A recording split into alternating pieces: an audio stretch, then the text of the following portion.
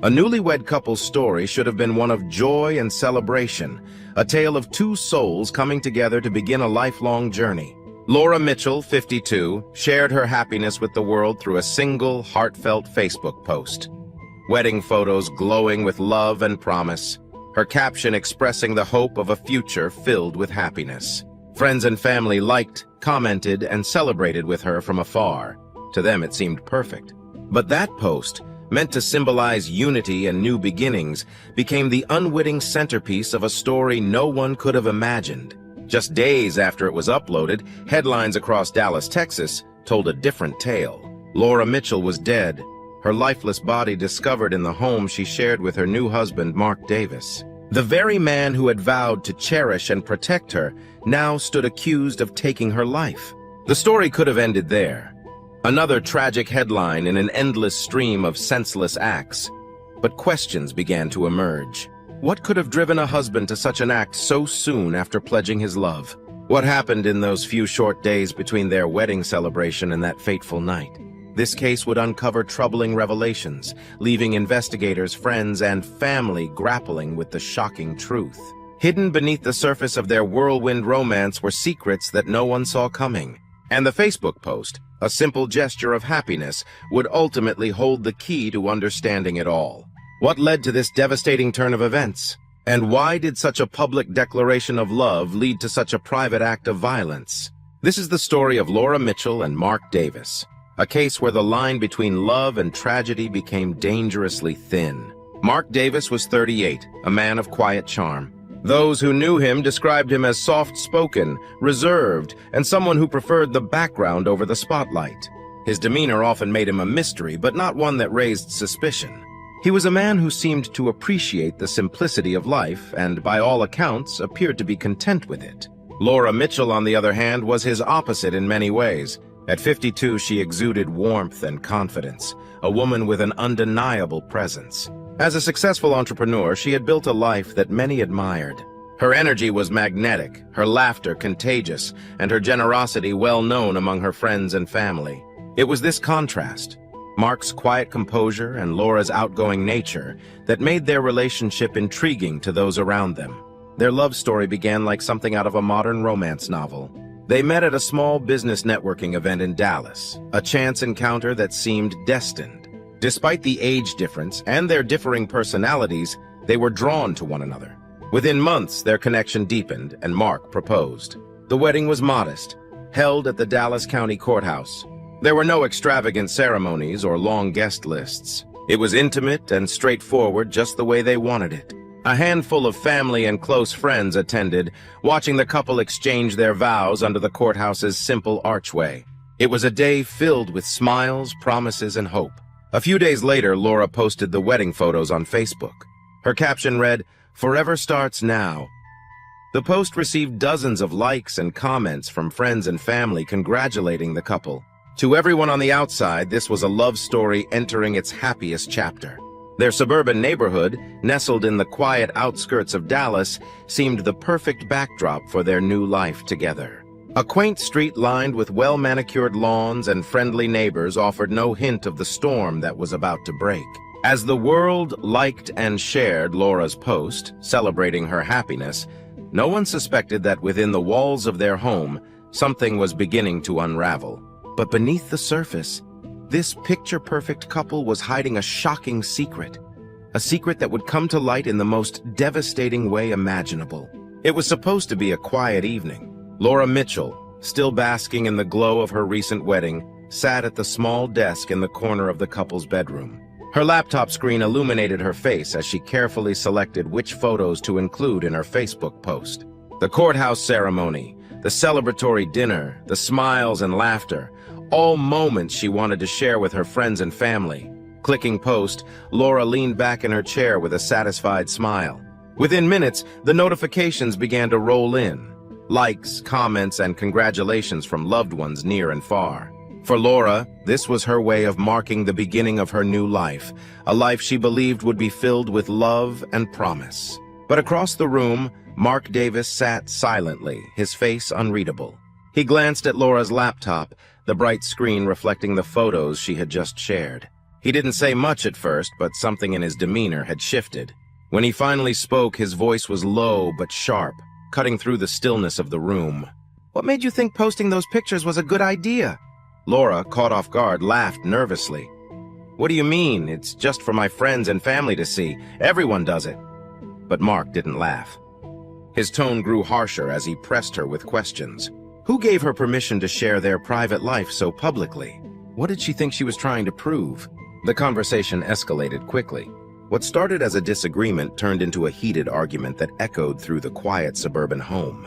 Neighbors later reported hearing muffled shouting from the house, a man's voice rising in anger, followed by Laura's pleading. And then, just as suddenly as it began, there was silence. The next morning, the suburban neighborhood awoke to the flashing lights of police cars parked in front of the Davis home. Inside, officers made a grim discovery. Laura Mitchell was lying lifeless on the bedroom floor. Her face bore the unmistakable signs of a struggle, and the marks around her neck told a chilling story. The room was eerily still, except for the faint glow of Laura's laptop. Her Facebook post was still open on the screen, the words, "Forever starts now," painfully haunting in the light of what had just occurred. Mark Davis was nowhere to be found. His car was missing from the driveway, and efforts to reach him by phone went unanswered. Police immediately launched an investigation, piecing together the events of the previous night. Evidence collected at the scene painted a grim picture. Laura's phone lay on the floor near her body, still buzzing with notifications from her wedding post. There were no signs of forced entry, no indication of anyone else being in the house that night. The initial theory was clear, a domestic argument that had tragically escalated into violence. But as investigators began to delve deeper, they started uncovering details that suggested this wasn't just a moment of uncontrollable rage. But what police found in Mark's past revealed this was no spur-of-the-moment crime. As the investigation into Laura Mitchell's death unfolded, detectives quickly realized this case was anything but straightforward. Their first priority was finding Mark Davis, the man who had vanished in the hours after his wife's lifeless body was discovered. It didn't take long for leads to emerge.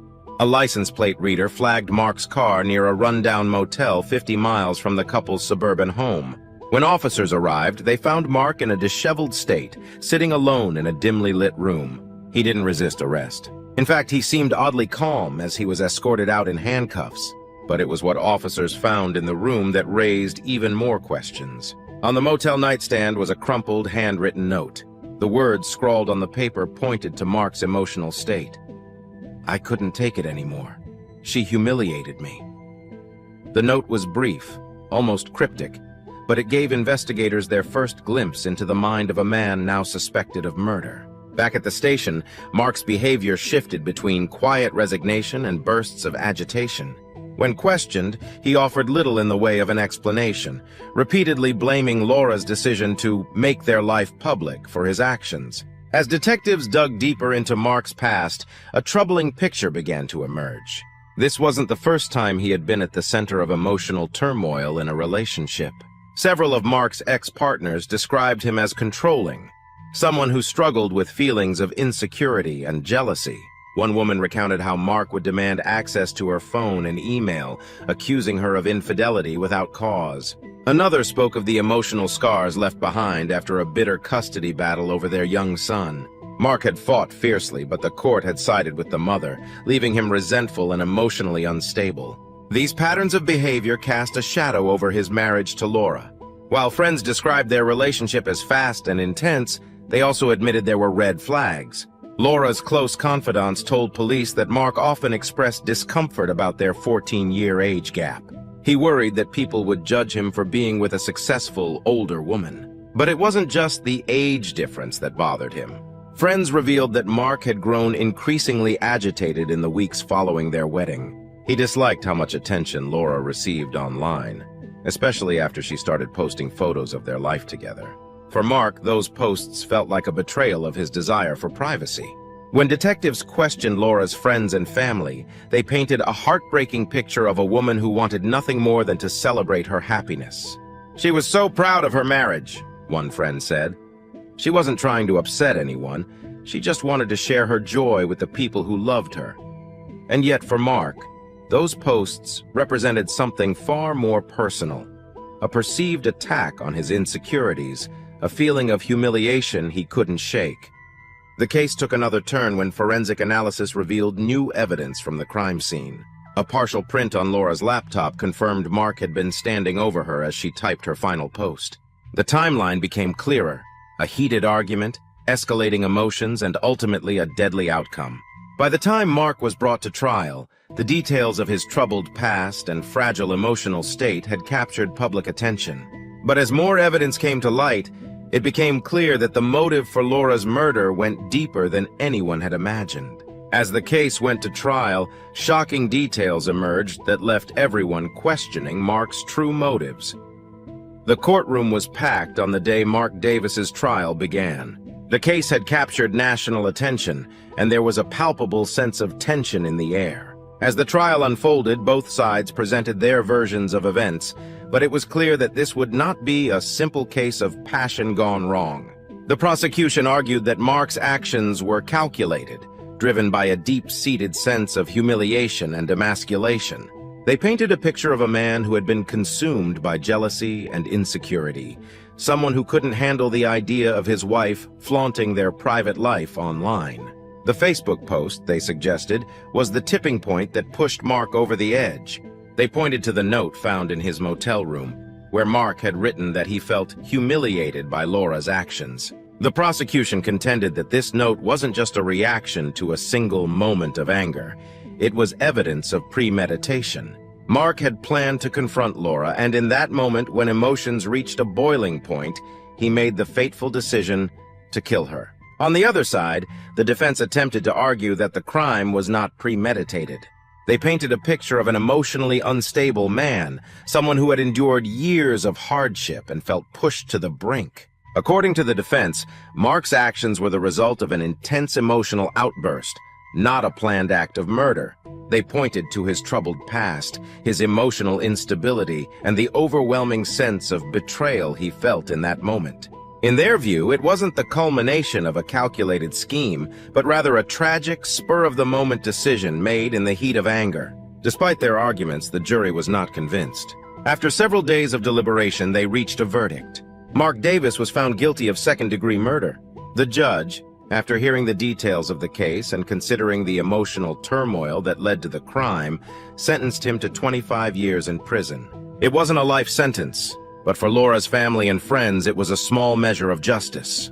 The courtroom erupted in mixed emotions, relief, sadness, and a sense of closure for those who had known and loved Laura. However, while the legal system had rendered its judgment, the impact of Laura's death rippled far beyond the confines of the courtroom.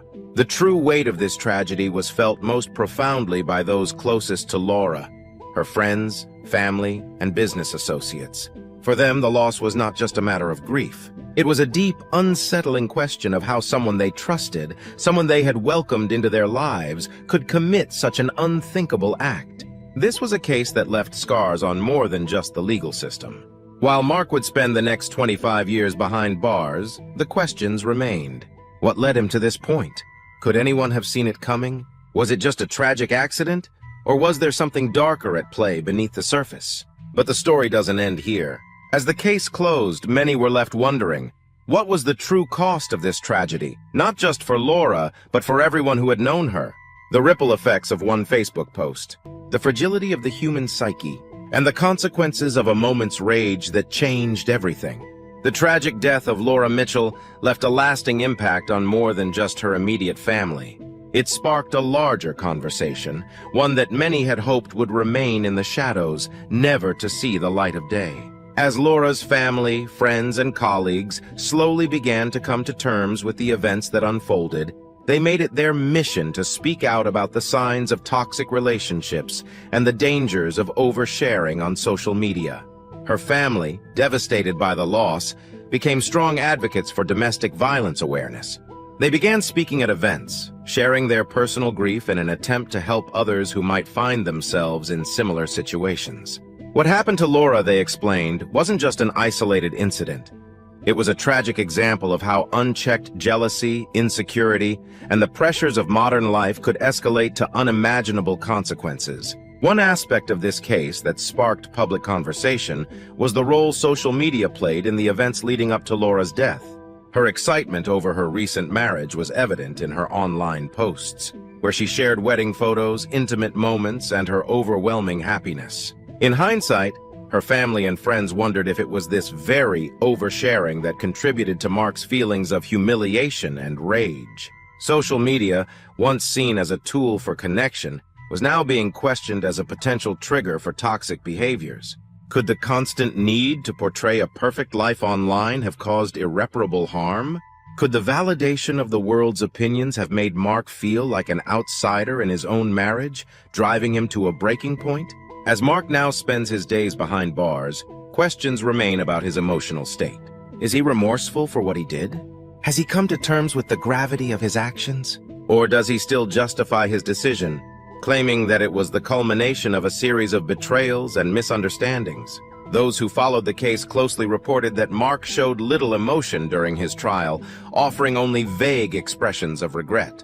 Behind the bars of his prison cell, it's unclear whether Mark has truly accepted responsibility for his crime, or if he continues to see himself as the victim of a situation that he claims spiraled beyond his control. What's certain is that the ripple effects of his actions have been felt far and wide. Mark's family, who once stood by him, now wrestle with the reality of what he's done. Laura's family continues to grieve, but they also find solace in knowing that they've made her death the catalyst for change. They hope their efforts will help others recognize the warning signs of abuse, control, and unhealthy relationships before it's too late. As the years pass, this case continues to haunt those who knew Laura, and even those who never met her. The tragedy is a stark reminder of how fragile trust can be, how hidden insecurities can fester, and how destructive unchecked emotions can become when they're left to fester in silence. What do you think drove Mark to commit this horrific act? Was it a momentary loss of control, or was it something much deeper? Let us know your thoughts in the comments below, and don't forget to subscribe for more real-life crime stories. The conversation around this case doesn't end here. It's only just beginning. As the dust settles on this tragic case, one truth remains clear. There are warning signs in every relationship. The early signs of control, manipulation, and emotional insecurity don't always manifest in dramatic outbursts. Sometimes they're subtle, hidden beneath the surface, but they are there. Mark's behavior towards Laura wasn't an isolated incident. It was the culmination of deeper, unresolved issues that, when left unchecked, led to an irreversible tragedy. It's crucial to recognize the red flags in relationships before they escalate. Emotional insecurity, feelings of inadequacy, and unchecked jealousy can build over time, becoming a toxic undercurrent in what appears to be an otherwise normal partnership. The outcome, as we've seen, can be devastating. This case also raises awareness about how our online lives intersect with our personal ones. Laura's public display of her joy on Facebook seemed harmless, but for someone struggling with their own emotions, it became the catalyst for a violent act. Social media has changed the way we connect and share, but it also complicates the delicate balance of privacy and personal boundaries in relationships. Mark's emotional instability, combined with his inability to cope with perceived slights, triggered a chain of events that ultimately led to a horrific crime. It's a stark reminder that emotional insecurity, when unchecked, can lead to violent outcomes. As we close this chapter, the question remains, how can we prevent this from happening again? How can we ensure that the lessons learned from Laura's death resonate and prompt change in our communities? It's up to all of us to take a closer look, to be aware of the signs, and to take action before it's too late. Join us next time as we unravel another chilling case where the truth is stranger than fiction.